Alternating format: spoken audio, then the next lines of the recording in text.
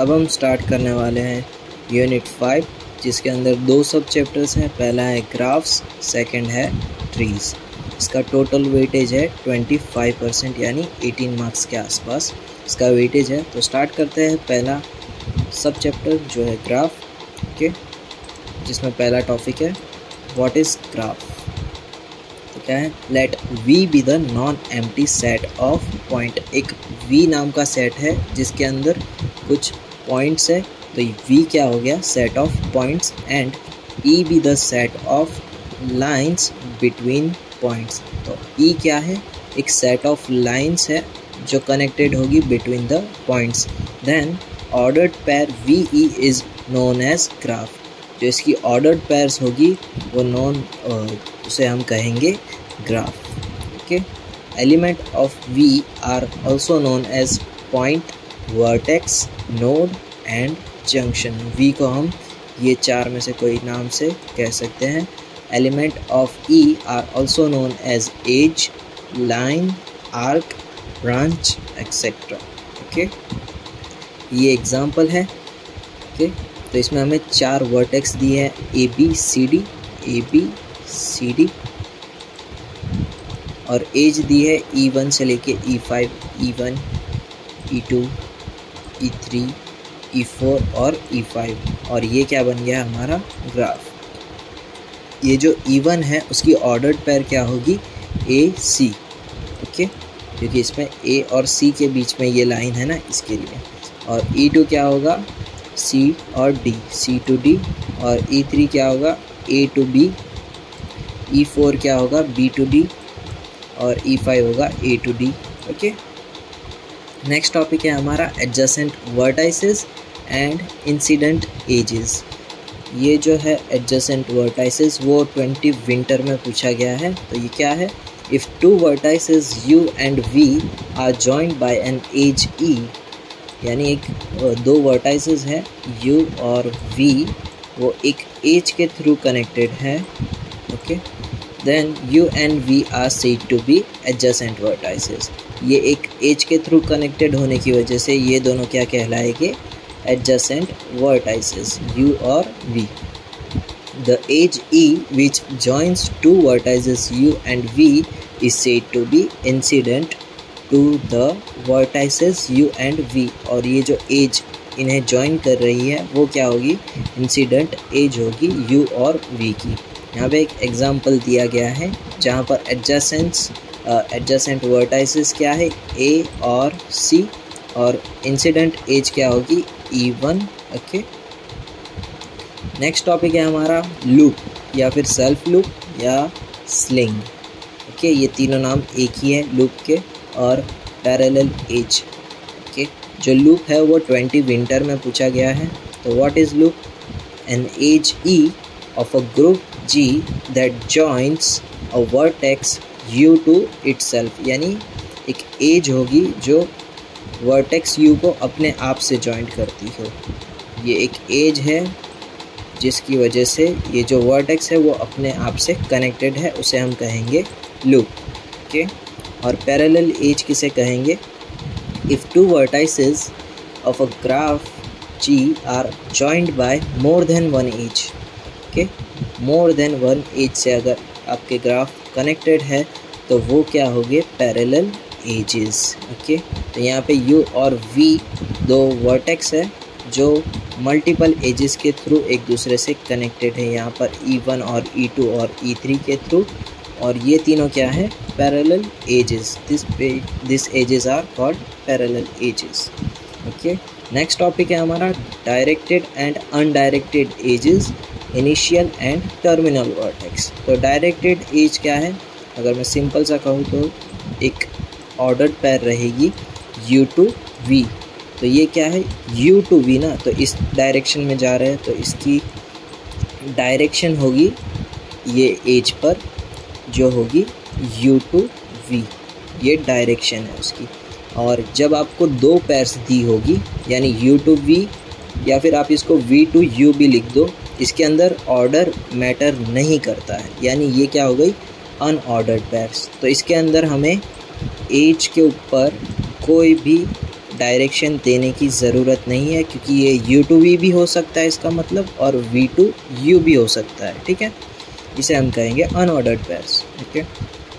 In a graph G an edge E is directed if it is associated with ordered pairs, ठीक है।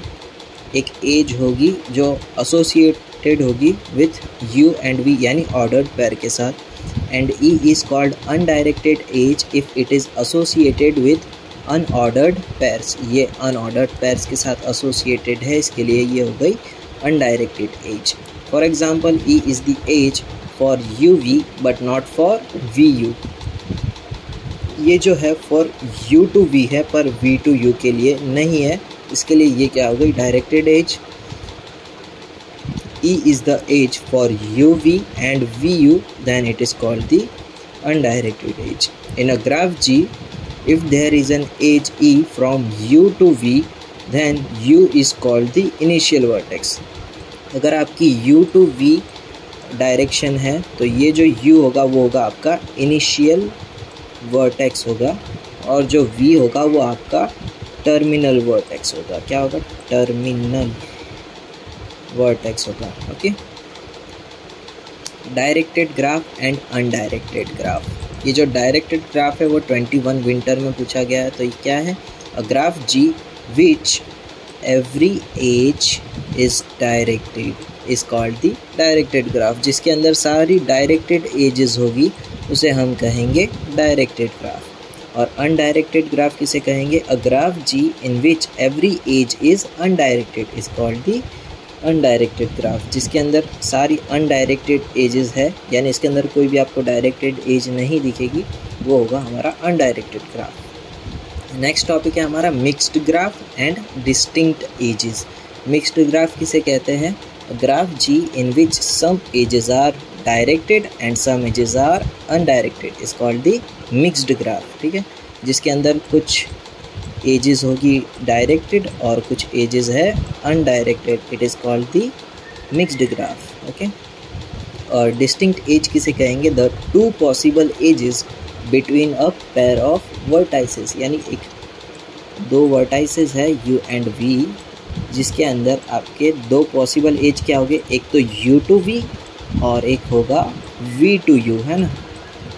एक इस direction में, एक इस डायरेक्शन में, which are opposite in the direction, ठीक है। ये दोनों अपोजिट है, तो ये दोनों क्या हो गए? हमारे डिस्टिंक्ट एज है, ठीक है। यहाँ से A to C और यहाँ से C to A, तो ये हो गया हमारा डिस्टिंक्ट एज।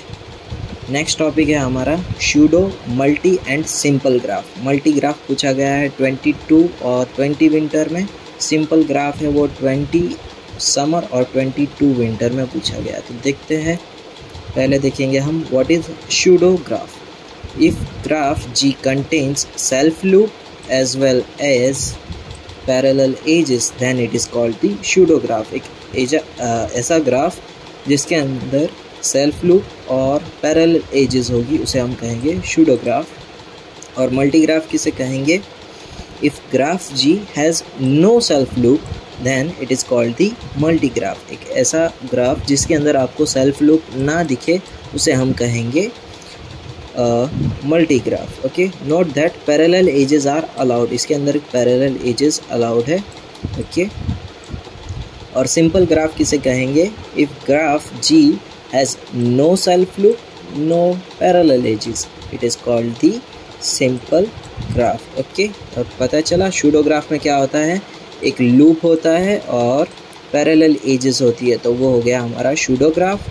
और जिसके अंदर सेल्फ लूप ना हो उसे हम कहेंगे मल्टी ग्राफ, और उसके अंदर पैरेलल एजेस अलाउड होगी।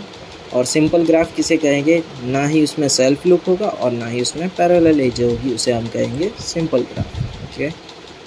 नेक्स्ट टॉपिक है हमारा वेटेड ग्राफ, जो पूछा गया है 22 विंटर में। अ graph G in which weight are assigned to each ages, okay. एक ऐसा ग्राफ जिनकी एजेस पर आपको वेटेज असाइंड हुए दिखेंगे, जैसे कि यहाँ पर A to B में 13 है, A to D में 5 है, A to C में 10 है और यहाँ पर 20 है। तो इसमें आपको वेटेज दिख रहे हैं, तो ये होगा हमारा weighted graph, okay. Next topic है हमारा आइसोलेटेड वर्टेक्स, जो पूछा गया है 23 समर में। नल ग्राफ है 21 समर और 22 समर में पूछा गया है। तो what is isolated vertex? In graph G if any vertex V is not adjacent, यानी पहले तो हमें एडजेसेंट का मतलब पता होना चाहिए, यानी एक U to V एक एज होगी जो इन दोनों को कनेक्ट करेगी, तो ये जो U और V है वो हो गए एडजेसेंट।